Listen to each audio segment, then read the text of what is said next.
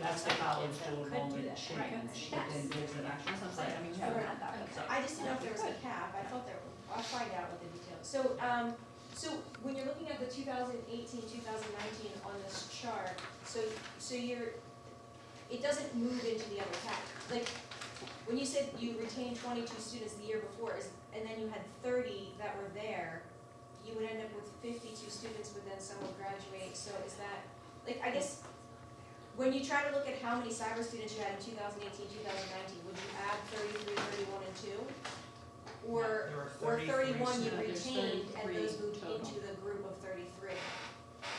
Correct, there are 33 total students. Total. Of the 33, 31 continue to be Penridge students, which means last year they were Penridge. Doesn't mean they were in cyber necessarily, because obviously they all weren't, because there were only 30 students last year. Okay. 2 of them came back to Penridge from wherever they were. That's the return piece. So the 31 and the 2 make up the 33. Okay, so you're, I know that you're reaching out to parents and you're explaining to them the advantages and how our kids taking the cyber courses are more successful than students who are in those outside cyber charter programs. Do we have that in a chart that we can put on the website? Do we have do we have a comparison chart where we can just put that up and say, you know, here's a success rate of our kids compared to the other options that are out there, so people can really see the benefits of using this program, you know, using our program instead? We do have information online on the website about our program, benefits of staying here, you know, the Penridge diploma, being part of the school like that. The real advantage is I get to know you. It's the personal, I'm going to walk you through this.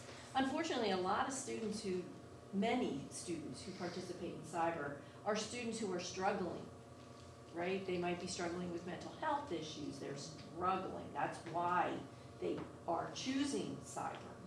So the advantage with Penridge is there's a person here, right, who will talk to you on the phone, who will meet you in the school. Those types of things are the things that we talk about at the meeting. We also have literature that kind of spells all of that out, that's on the website. So it is isn't available. isn't there data with testing that shows, you know, when you're, because they rate all of the cyber charter programs, and we, you know, couldn't we do our own chart that shows how we compare in that rating? I don't know that our group, our number would be, we would be able to compare that. What we could say was, out of the total number of students that we are providing online services, cyber services, this is the success rate. Yes, there is information out there that tells us how successful these other programs are, and I don't know how many of you looked at, but I've looked at some and they're not very successful. Right, and So in that regard, not necessarily apples to apples, we could say, well, you should take a look, and which we do say, you should take a look at the Future Ready Index that gives you that information about so-and-so cyber. And then we will talk to you about the things that we can do to help your child be successful in such a program. Right, but if you're telling them to go look for it, most of them aren't, and if we could give it to them if we could, you know, put it together in a chart and show it to people, and then they see it right there, black Like and an white, at a I think that'd be glance. helpful. I'm sure. That, like an at a glance. And then, I mean, that's something then that you can mail to those parents whose kids are in a program that, you know, the success rate of that particular program isn't as good, and they can see, you know, the success rate, the difference in that success rate. I think that would be helpful to do something like that. And you can hand it out on your open house. Well, right, so that's on the agenda to talk about. That is definitely something that, in a room, that I feel comfortable saying, hey, you know what, I can show you this, Yeah. right?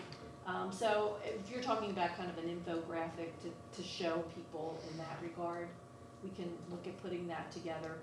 But that is something that we were planning on talking about with parents, because this is the first year actually that we could see that through Future Ready Index.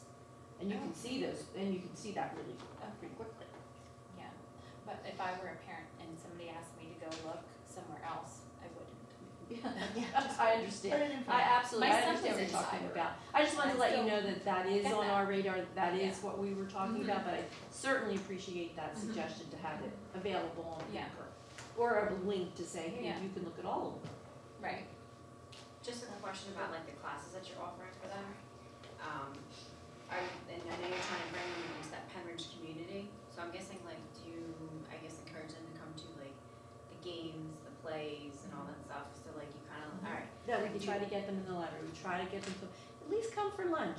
Maybe you take you're not a person who can get up in the morning, you stay home and you do that, and come in for lunch and take your afternoon courses with us. Every which way we can figure out how to get them with us is what we try to do. So Dr. Stagland, you were saying that the advantage is that we have people here to help them with their classes and everything, but our cyber students can also take advantage of all the counseling services we have. correct? Absolutely. Everything in our school is available to them. Absolutely, Mrs. Collins, they can take advantage, they are Penridge students. We view them as Penridge students. And they're aware of that, I mean, like they And we know. talk about that all the time, is that we, we want you to be here. And I will have to tell you, the relationships that the two teachers who started the blended classes this year talk about how great these kids are and how wonderful it is to be able to talk to them. Because at the beginning of the year, they never saw them. But with some encouragement, it's like, well, why don't you just come in? Yeah. I can meet you and let me just go over any little thing to get them to know that we care about them. And that's really the impetus for all of this, because we don't want to lose them. So for your return students who have a transitional kind of, so I remember my son took cyber here at Penridge, because for some of those things that you described. And he transitioned really well, because he returned. So, but I don't remember the component that, what is it, what kind of supports do you put in place for those kids that are going from the cyber and they're doing it at home? And then they're coming back into the school? What are those transitional, supports that you put in place? So we have Kara Gersh as the liaison Okay. between the cyber and the school of return, so let's say it's Central Middle School. Okay. So then when we're notified that a student is coming back, then we work with that school, scheduling with the principal, the guidance counselor, whoever that team is, to welcome them back, to get them started in a very positive way so that they feel welcome. Okay. So you think of us as the middleman, we are the liaison between the two. Okay, so wow, I just don't remember, but I remember he did very well. So, but there is, for the classroom element though, so if they're coming from cyber school and say they don't wanna do cyber in the school, they wanna do classroom. So, but you're saying that some of the, teachers even offer cyber in the classroom. It was our first year of a blended model. So there is that possible option depending on the instructor. Well, actually, it's dependent, we have a process in place and we've had it in place for the last several years. It's a whole application process. Okay. We absolutely designed it so that we're going to offer it where it's needed. Okay. Ultimately, originally, and we continue to have this conversation, we do think that it benefits all high school students at one point to at least have experienced one online course, because when you go to universities, a lot of the Yeah. work is Blackboard and Canvas, which is another advantage of us Yeah. having learning management system here, Absolutely. right? So we're trying to do all we can to prepare those students Yeah. for that experience. So right now we have 2 and we're going to add on. So Okay. to be able to offer, you're at Penridge, you have a Penridge teacher, right? And you get to be part of the community, Yeah. so. And there's no extra cost to the district at all at Yeah. that point. So that's really what we have been working Yes. towards all along. Actually, you turned this into a second curriculum. Yeah. Oh. You're still down. Oh, Do you want to move on with your budget slides then, so we'll talk some Thank you, money Dr. here? Shire. Oh, okay, sorry, Dr. Brown. How many cyber students do we have outside our own program? Not charter students, cyber students. no. Well, that cyber Not Well, Charter. the ones that are cyber charter versus brick and mortar Ah. charter, because we have both. Yeah. There's Good. problem. Total was about 150, but I don't know the That's But you don't breakdown. know with how they're split. Yeah. That's there's what- about 40. We looked at last month, we're down from about 180 to about 150. So, and it shows in Dr. Shad's numbers, you know, the increases, we're bringing them back, so. But I don't know the breakdown. Split. But I'll ask, because we did have the information last month, so I'll look up that Yeah. information, either find it tonight or tomorrow, so thank you. All right. All right, thank you. Thank you. Okay, thank you. So this is the curriculum office budget. You'll see that I already made that comment about cyber learning, that's $75,000 that we have. And that's based on history. So that's how we came up with that number. Other purchase services are elementary and secondary travel. This hasn't changed. Supplies, supplies to support summer programs is 500, which is 700 less than last year. And these are the curriculum office resources. I talked a little bit about that.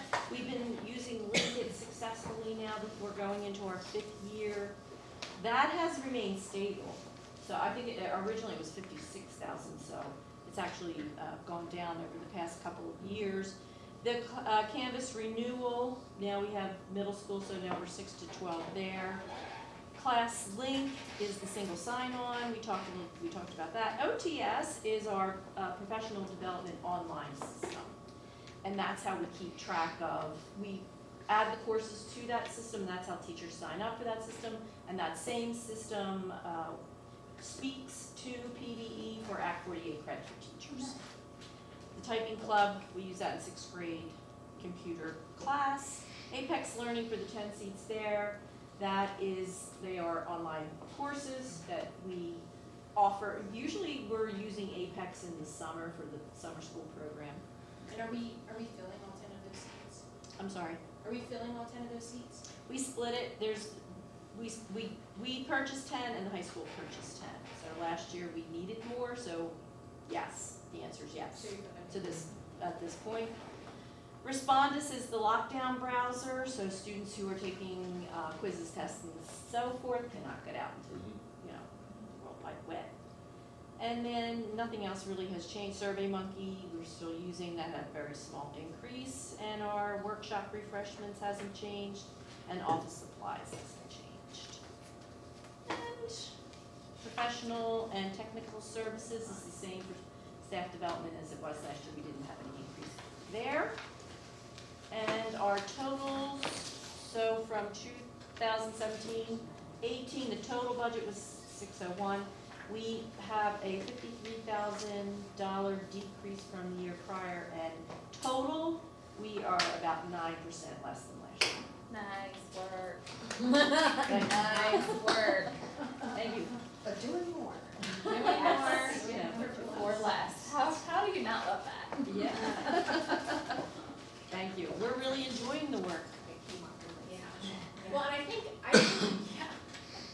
it started off with buying a lot of things, and now we're in the process of implementing all of those things. So, it definitely changes the focus, from actually getting all of this stuff to implementing it, not really at the same time. And I think now the shift is more the personnel, right? So the increase this year is more the personnel to help carry out those things that we're doing, so. And how important is that, right? And I really want to thank the board for support and patience, because this has been something that we've been growing over the past, 4 years, going into 5 years here. So now we're starting to see the fruits of our labor, so thank you all. I'm not saying you should do advertisements, but I do like the idea of doing a pamphlet. Right, on yeah, I cyber, wrote that yeah. down. Cause I don't know if you guys go to movies, but I've seen actually advertisements at like the movies, like for the previews, for actually cyber schools.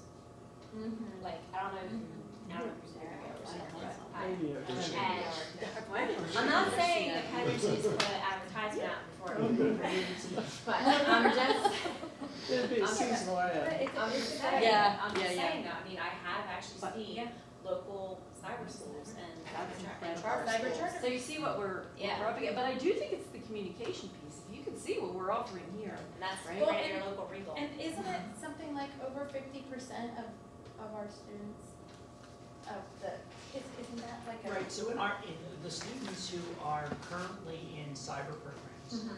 58% of them are in cyber programs that we offer the exact same curriculum. Yeah.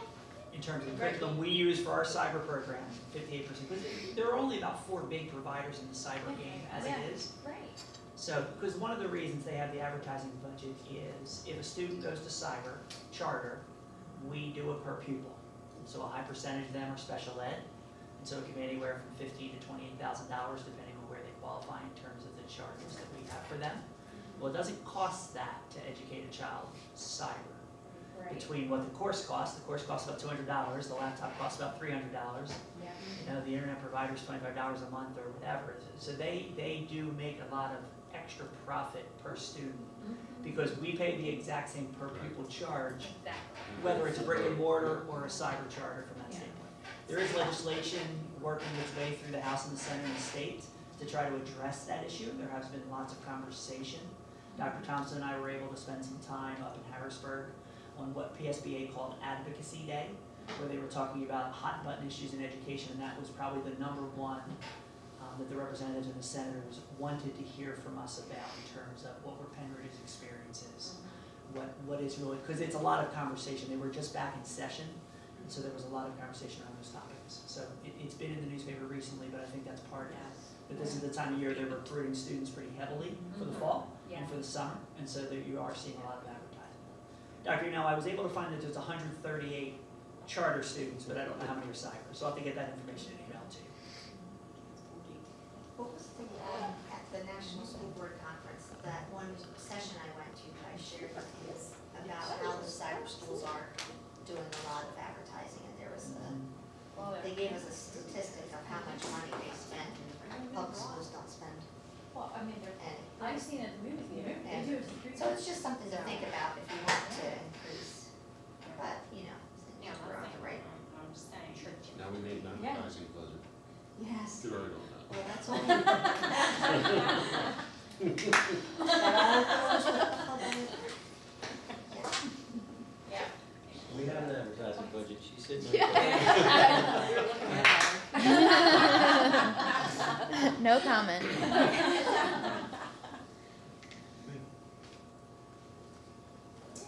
Thank you very much. All right, so then next is the general fund budget. Okay, what you will find attached to your board docs tonight is the PD 2028. This is the state form that every school district must present its budget on for public display and for votes. So this is where we take all the stuff we put on a nice PowerPoint and throw it into this ugly document from the state of Pennsylvania. So everything that we've showed you is in here. This document, once the board votes on it on Monday night, will become the proposed final budget. It then gets advertised for public display. It'll be put on our website, it'll be put down here in the lobby for anyone who wishes to see it. And it'll be available for public inspection until we vote again in June, which has to be 30 days later than the first vote in May. Okay? Okay. So Are there any, you're gonna highlight. I'm gonna highlight, we have really no changes since the last budget that you looked at last month. We have a balanced budget of $141,513,253. Revenues and expenditures match. The revenue increase is about 2.88% and the expenditure increase is about 2.44%. There is no real estate tax increase in this budget. Millage rate will remain at 135.2555 mils.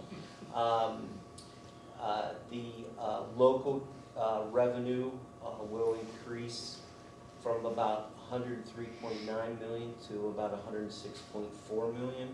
That has to do with increases in assessed value, which is more properties coming on our rolls. It also has to do with increased earned income tax revenue, increased interest revenue. So there's a number of different local revenues that we're seeing growth in. The economy is good. Building is going on within the district, and we're showing that in our budget.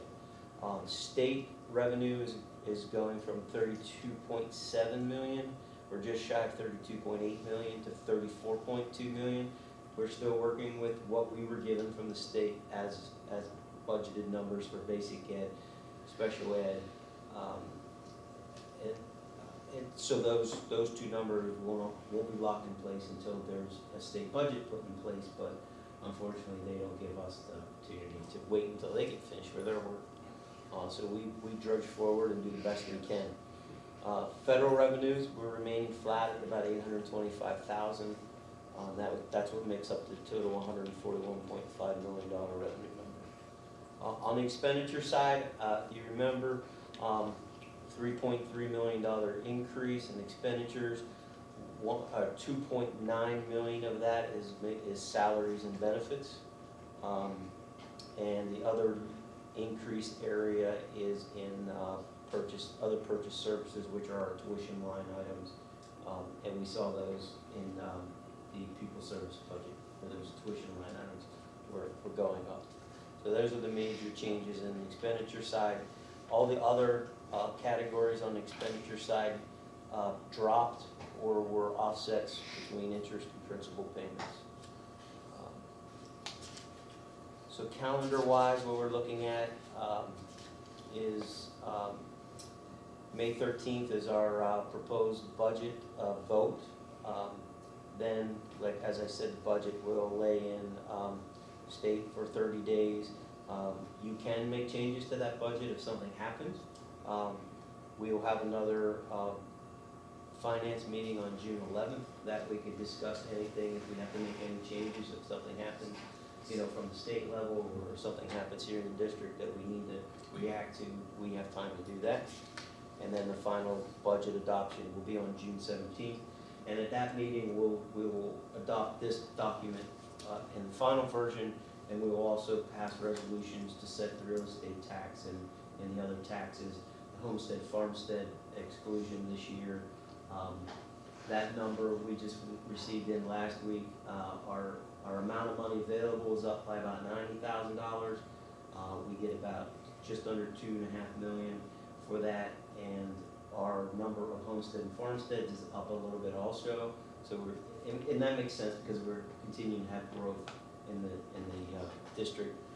But the actual amount, I think, is going from about $199 to about $202 to $204 per homestead and farmstead. So it's very similar to what it was. But we'll have that resolution for you to pass also.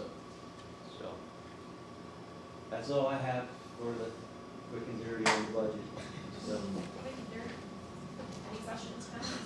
No, just comments. Thank you. No, thank you very much. Thank you. Thank you.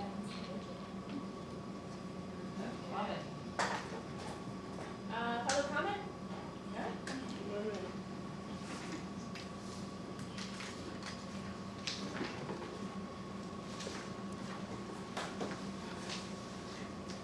Sue Furlong, West Rockville Township. You're talking about your cyber students, and somebody mentioned, oh, we should have an advertising budget. Well, it was just mentioned how much you're saving. And I would take a portion of that, and I would invite all of the cyber kids to come, and I would set aside a certain section for them in the football stadium where they can all sit together and get to know each other. They're not our cyber students, I'm talking about your outside cyber students. Give them all a Penridge t-shirt. If you can get some faculty there to introduce themselves. Some other kids that would be mentors that would offer to give them campus tours. That is how it's done at private schools when they are trying to encourage you to enroll in their school.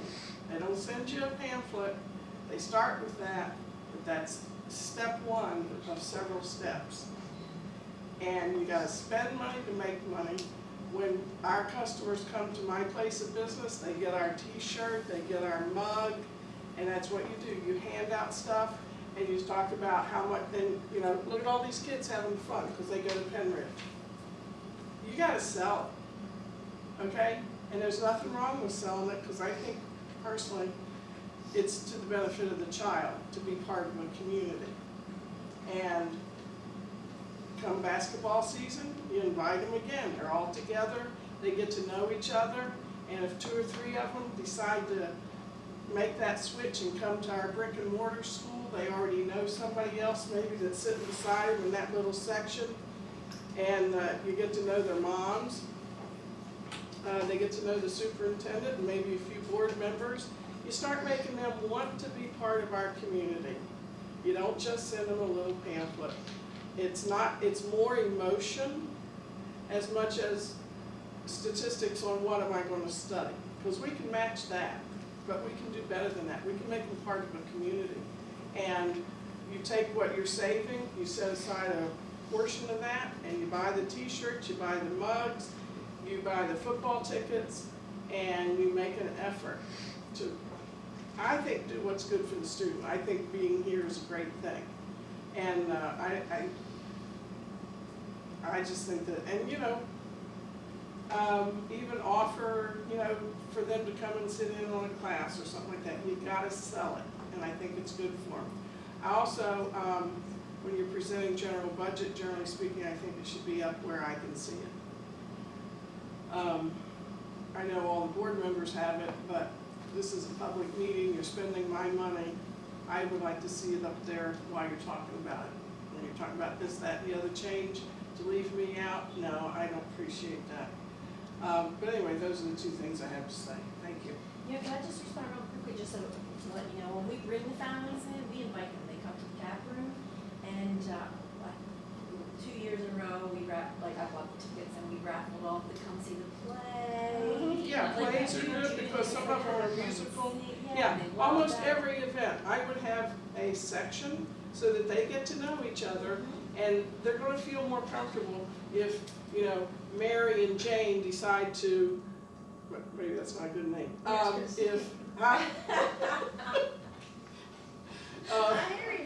If Linda and Debbie decide that now they know each other, and if they come to class, they will be together, and they won't feel like they don't know a person in the school.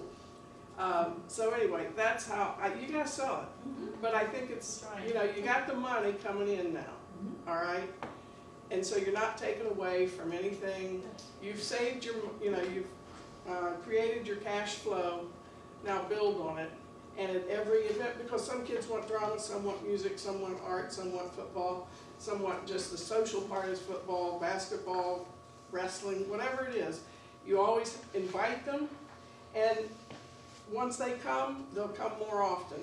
And, even have a little reception for them if you want. I would go all out, because the money is there. And it's good for the child. So it's a win-win. And I would put every effort into it. I would make it year-round, a constant effort. Thank you. And these college students, they'll give you like a ticket to the cafeteria, they can go get a lunch, I don't know. Yeah, oh yeah. Oh, I don't know. Ride the bus. On May 7th, 2019, Super Bowl, spend money to make money. Oh. No, but that is, the relationships part is, it is important, because I was talking to a parent whose daughter is in an outside cyber, program, and, she knows the benefits of moving to Penridge instead, but it's the fact that, a lot of the time when kids move to that cyber charter program, it's because of, some social kinds of, reasons, and so if they're building those relationships already in the group that they're already in, now they've built those friendships, they've built those relationships, and then that's what's important, the fact that the child who was struggling before is now engaged and happy. Do you really want to take the risk of messing that up to try something different? And I think that's the hesitation for some of them, because they've seen their kids struggle, and then this is something that they're doing well in, and so that relationship piece is a big part of, that decision, and whether or not to move, and when they've already built those relationships with those kids, do we take that leap? What if that doesn't work, and now we just damaged all the progress that we made? And I think that's part of the conversation, so. Well, and I think that's where your transition